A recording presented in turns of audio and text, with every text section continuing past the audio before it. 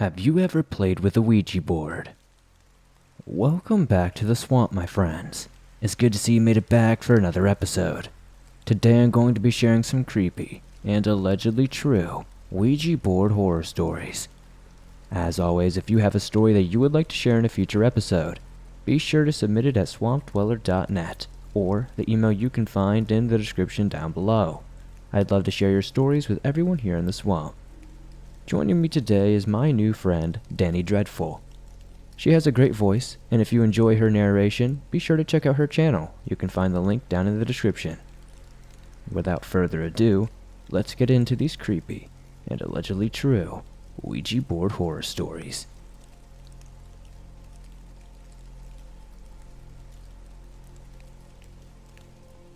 When I was around 10 or 11 years old, my friend brought out a Ouija board at her house.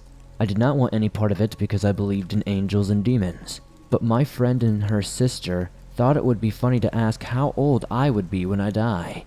It said 14, then they asked how, and it said black car. About 3 years later, when I was 14 years old, other friends, ones who had not heard about the Ouija board incident, started saying they had dreams of me getting into car crashes or being hit while crossing the road. I immediately asked about the car each time, and they always said it was a black truck or a big black or dark colored car. Multiple friends said this, and when I told them about the board, they said they were freaked out. Some think that it's my sister playing an elaborate joke, but this was 3 years after the board, and she's not really much of a prankster, and neither are my friends. At least one of them would have for sure spilled the beans because they are bad liars and not the greatest secret keepers. Anyway, they had these dreams for months on end, and would tell them to me at lunchtime. Then, another friend who was in a separate grade, meaning she didn't eat lunch with us at all, and didn't know about the dreams or the board's prediction, was talking to us when she turned to me and said something like, "Hey, I had a weird dream that I was at your funeral. Your siblings and parents were there, and honestly, it was really weird." This happened a few weeks before my 15th birthday. I was freaked out. Not long after my friend's dreams, my mom got a black car, and it made me even more scared. A big black Mercedes. Granted, there are a lot of black Mercedes and a lot of black cars in my town, but it still made me nervous. The weeks leading up to my 15th birthday consisted of me being extra careful crossing the street and always wearing my seatbelt. I was relieved when my birthday came and passed, but it still haunts me. It was such a bizarre experience. Others have suggested that maybe the warning from the board in my dreams saved my life, and maybe that's true. I used to live in a fairly small town where there wasn't much to do as a teenager. One of the things that I learned to enjoy from my parents was visiting antique stores and looking at all of the interesting old things. In my senior year of high school, I went to this large antique store flea market and came across a Ouija board that was probably from the 70s or 80s. I was a pretty skeptical agnostic at the time and thought it would be a fun thing to do with friends. Nothing crazy happened, except that I had my first instance of sleep paralysis around that time. The next year I went to college and brought it with me. My friend and I convinced some girls from his dorm to try out the Ouija board in a small cemetery on campus with the old landowners from the early 1800s. That night I stashed the board under my bed and went to sleep.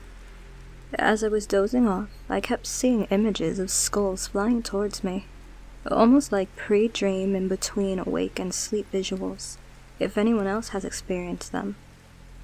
I woke up suddenly from a nightmare around 3 a.m. and had the strangest feeling of being partially paralyzed and then released.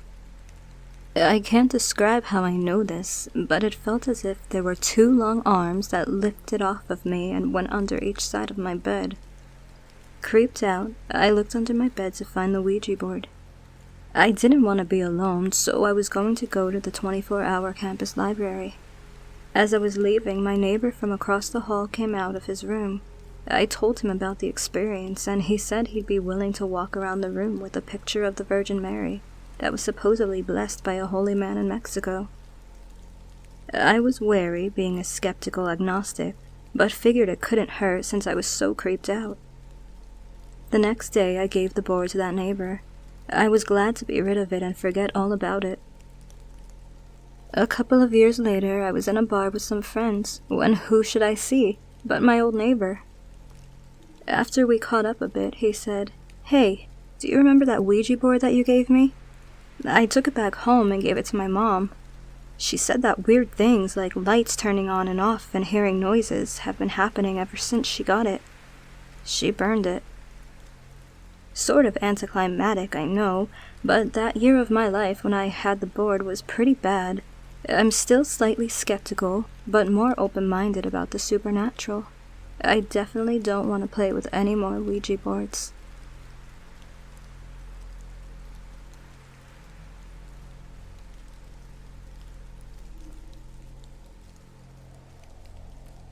I want to share this experience in hopes to find others that may have had a similar one or discuss what might have happened. This is 100% true, and every time I tell this story I get goosebumps on my arms and on the back of my neck. When I was around 9 or 10 years old, my mother used to be into Ouija boards pretty heavily. She is a spiritual person, but as a kid, I was never into that type of stuff. I was into playing video games with my brother and playing outside. Typical child stuff. One night, she asked if we wanted to join. We declined, of course, and went to go play games in our room. She goes to do her thing in another room. As the night went on, though, we got tired and went to bed. My brother and I shared the same room, and we both slept on either side of the room in our twin beds. The way that my bed was situated, I could see in the hallway when I was laying down. I remember waking up at night, not sure what time it was, but I remember feeling peaceful. Usually when I would wake up, I would feel scared because it was dark. But this time, something was different. I distinctly remember it feeling like sleep paralysis. I was staring into the hallway. The goosebumps are starting now, but I couldn't look away. Then, there was a bright blue figure that appeared. It almost looked like an old man, dressed in a flannel shirt with a cane. He was walking past our door and stopped to look into our room. I made eye contact with him briefly. I don't remember him smiling or anything of that sort, but I remember feeling completely at peace. I was not scared in the slightest, and as a kid, I would have expected myself to lose my marbles. A second or two after we made eye contact, he looked down the hall towards my mother's room and started walking, leaving my sight from the doorway. I went back to bed after this, not scared or frightened, just peaceful. The next morning, my mother was bringing my brother and me to school, and I started talking about what I saw.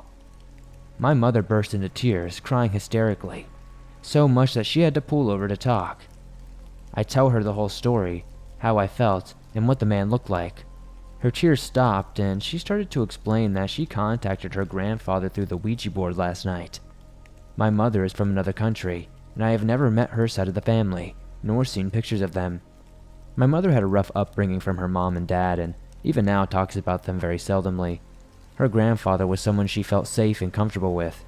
When I was telling her what he looked like, she said that I described him perfectly, even the clothes he was wearing. It's something that she remembered vividly. I haven't experienced something like that since. Odd things here and there, of course, but nothing like that. That blue light will forever be burnt into my memory.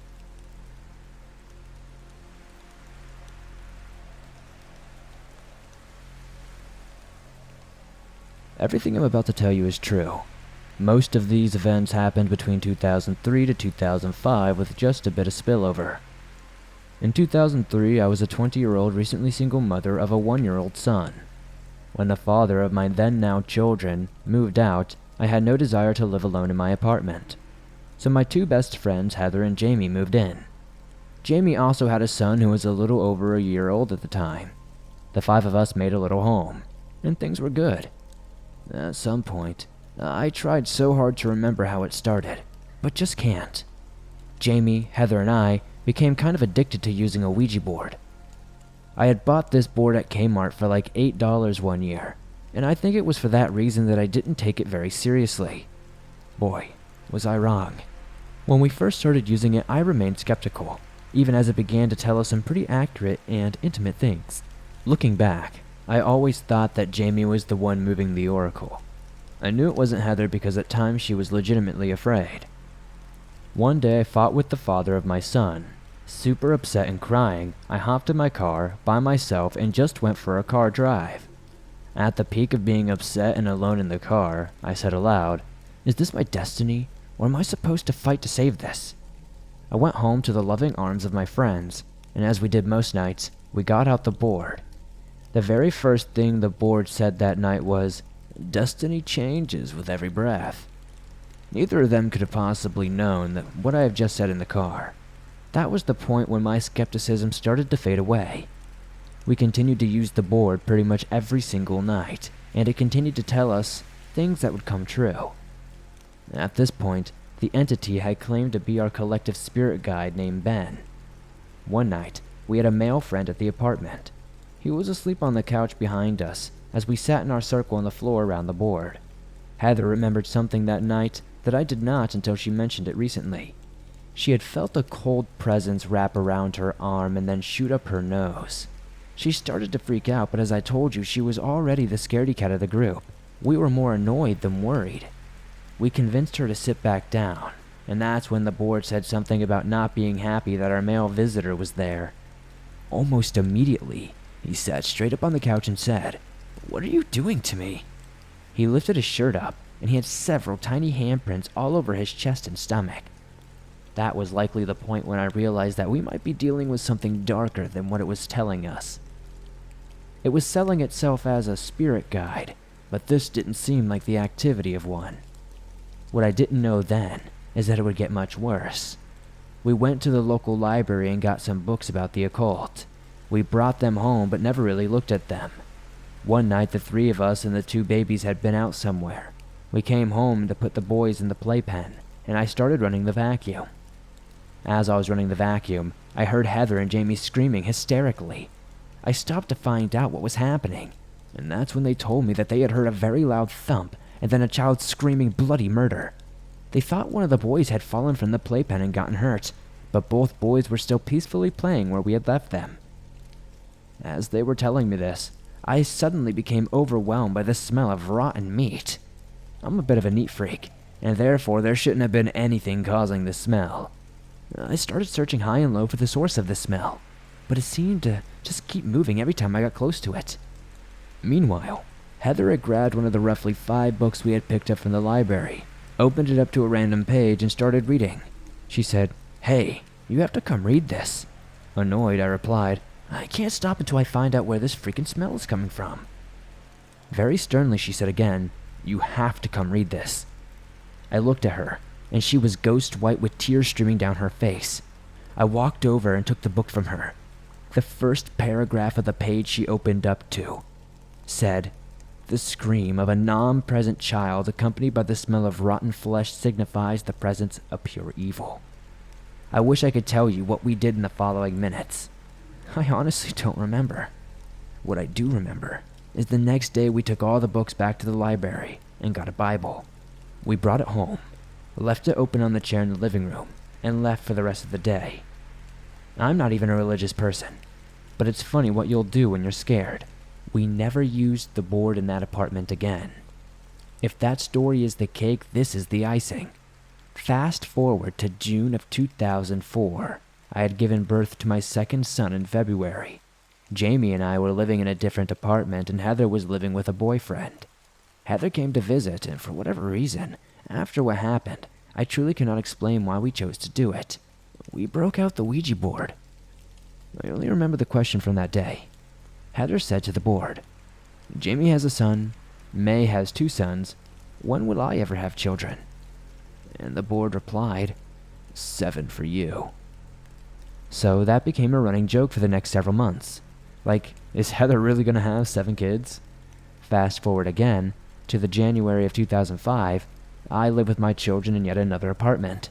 Jamie has moved in with her now husband, and Heather is living with a different boyfriend.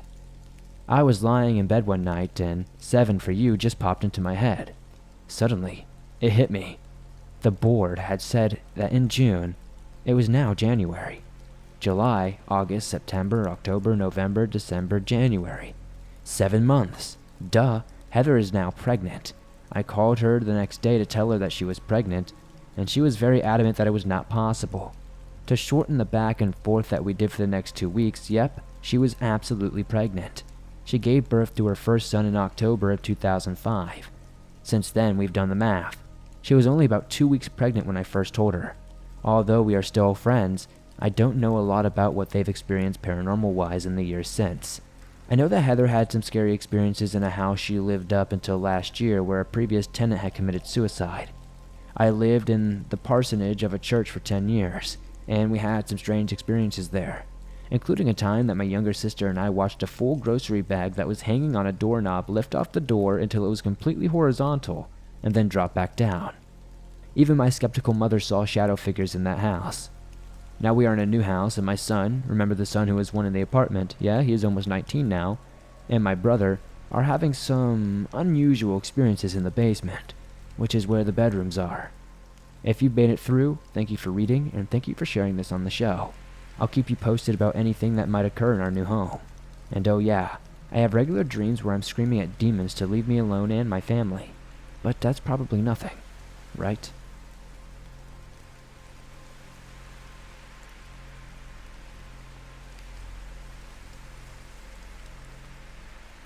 This happened back around 2007. I was 16 at the time, and some girlfriends and I decided to make our own Ouija board. It was the weekend, and we decided to take it to the grounds at the local high school instead of doing it in my friend's house. Thank God we at least had that sense in us. We set up and had the glass upside down and our pinky fingers on top. It moved, but I cannot remember what it spelled at first. I've also felt skeptical about this before because you never really know if someone just was moving the glass or not. But all three of us agreed that we weren't manipulating it. While we are performing our little seance, there is a kid, probably 16 or so meters away, playing basketball within our sight. One of my friends recognized him and said his little brother, who was about 10, died within the last year or so. The strange thing was this boy was alone and just shooting hoops. But over near one of the buildings was a kid about 10 years old just watching him. The boy played basketball by himself for a while and then left, never interacting with the younger boy. But the 10-year-old followed him when he left, but from a distance, and still never actually interacted with him. My friends and I finished up and went home later that afternoon. I was sleeping alone in my room that night when I woke up with my eyes still closed, and I could hear what I can describe as children's music. It was like the music that is in one of those old music boxes and plays a melody when it's opened. I opened my eyes, and what I saw scared the absolute hell out of me. Right next to my bed, standing over me, was a completely black silhouette, about the size of a 10-year-old boy. I was so afraid, all I could manage to do was shut my eyes and just lay there, eventually rolling over to face the wall to cover myself in blankets while I silently cried. I managed to fall asleep again at some point and woke up in safety of the daylight. It never visited me again, and I'm not sure if it was the boy or if it was something else in that shape. I have never done another Ouija board session since, and I think it scared me so much that I don't know if I'll ever be able to see a spirit again. My mom told me when I was young, 3 or 4, that I would tell her about my late grandfather who would sit on the end of my bed, and he would make me feel good, in a loving family way. So I know I have the capability to speak to people from the spirit world. I just think about what happens sometimes, and I'm just so terrified.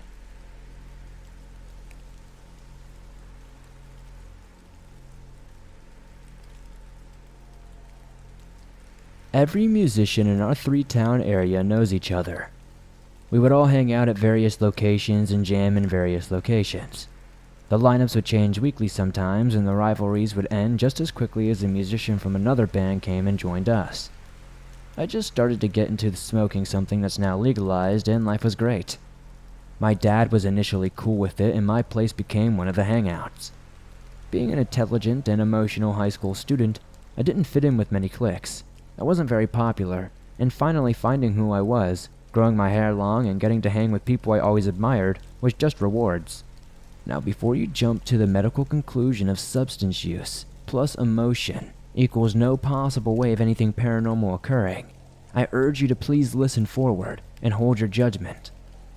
I don't remember exactly who or under what circumstances brought the Ouija board into my garage that summer day, but I remember the first was Milton Bradley. We used it extensively for about 2 weeks until we had to return it. We set up in my 2-car garage near the musical equipment. 2 to 7 of us would ask the questions of the spirit after question. I remember telling my best friend, "Do you realize what this means? We can find out anything. Think about how much knowledge we can gain from all the dead musicians we idolize." In fact, we put specific names of musicians on our 4 corners of the board we made. Yeah, we ended up making our own huge Ouija board.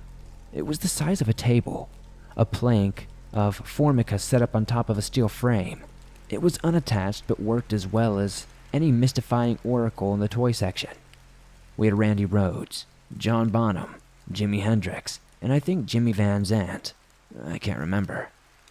One evening, the board said someone was here, naming a friend. A knock on the door confirmed it. We had no idea he had in fact parked and walked into the garage. In another incident, the board asked me and another friend to leave the garage so that it could speak privately with the others. We both complained that mosquitoes would eat us alive. Bad as they were in the dark nights over there, it was terrible. The board insisted that they would not, so we did as we were asked. And when we were called back in, I said some snarky comments, walked to the large board, and gently placed my hands on it. Mid-sentence, the board spun 180 degrees and stopped. My hands now crossed. This obviously scared the living daylights out of everyone and surprised the hell out of me.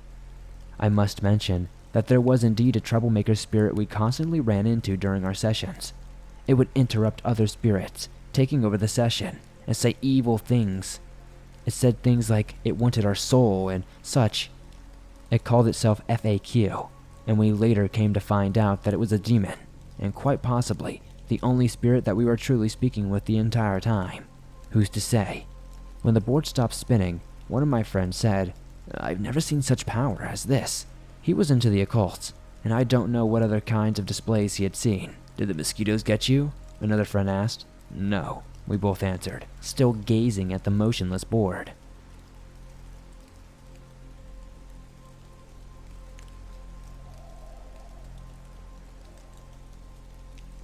Thanks for listening to these creepy and allegedly true Ouija board horror stories. If you enjoyed these stories, please be sure to hit that like button, as it helps me out a ton.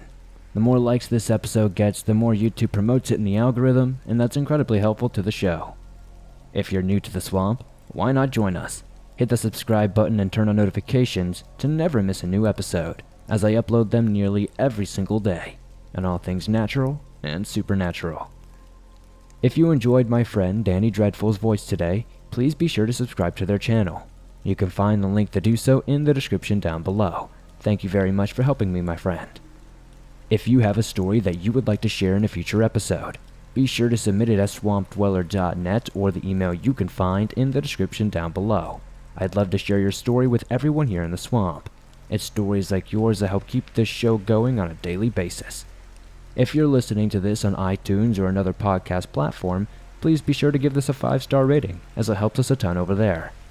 If you're on the go and don't have YouTube Premium, but still want to listen to your favorite Swamp Dweller scary stories no matter where you are, you can download them absolutely free from iTunes, Spotify, Stitcher Radio, and just about everywhere else you listen to your favorite podcast online.